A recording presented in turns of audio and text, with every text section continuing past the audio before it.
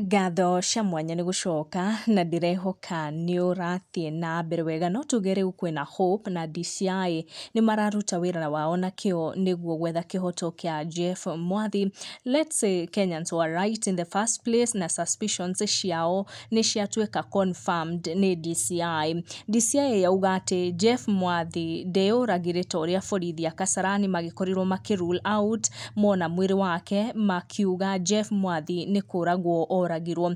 DCI makorwo makirekereria ndeto icio kuhitukira their first phase investigation iria mauga nĩ ciakinya muthia, na rĩu makoretwo makirora the second phase of the investigations. Na kuringana na details icio DCI makorwo makirekereria ironania ati Jeff Mwathi oragirwo nyumba ya DJ Fatso before guikio either kuma rooftop ya nyumba ĩyo kana through the corridors. Na kuringana na DCI investigation iria mekite nginyagia ihinda rĩrĩ ironania kwari na gĩcanjama thĩinĩ wa nyumba ya DJ Fatso, gĩcanjama kĩrĩa DCI rauga no gĩkorwo gĩkĩ-involve andũ makinya 5. Hau kabere kũrerĩkanaga Jeff agũire kuma ngoroba ya 12 through dirisha ĩno in that apartment DJ Fatso aikaraga kũrĩa Kasarani. DCI nĩ makorirwo magĩkinya mũciĩ kwa DJ Fatso na magĩkorwo makĩoya nginya measurements cia that window na makĩ-rule out mũndũ gũkorwo makĩria mũndũ mũgima gũkorwo akĩiganĩra kamwanya kau ka dirisha.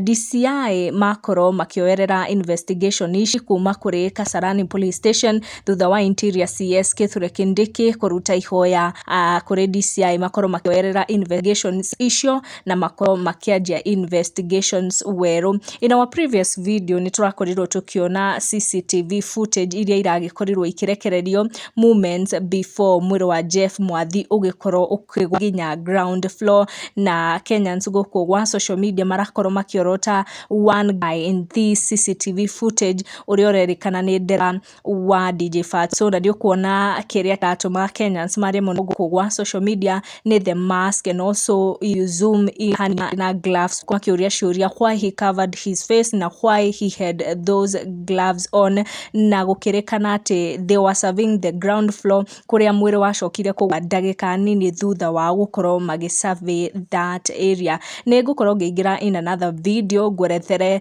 kĩrĩa gĩgũkorwo gĩkĩrorwo nĩ DCI officers in their second phase of investigations na arĩa magũkorwo makĩkamatwo na gũkinyio kũrĩa kwa DCI nĩguo makorwo magĩcokia ciũria ciganona. Na kĩmwe tũgũkorwo tukiorota in that second video nĩ these police officers kuma kũrĩa Kasarani Police Station arĩa magĩkorirwo makĩ-rule out atĩ Jeff no gũkorwo oragĩtwo na makĩ-rule in atĩ nĩ kwĩruta muoyo na njĩra ya kwĩikia. Nĩguo kamenya gwatinda atĩa, gwakĩ atĩa na gwatuka atĩa.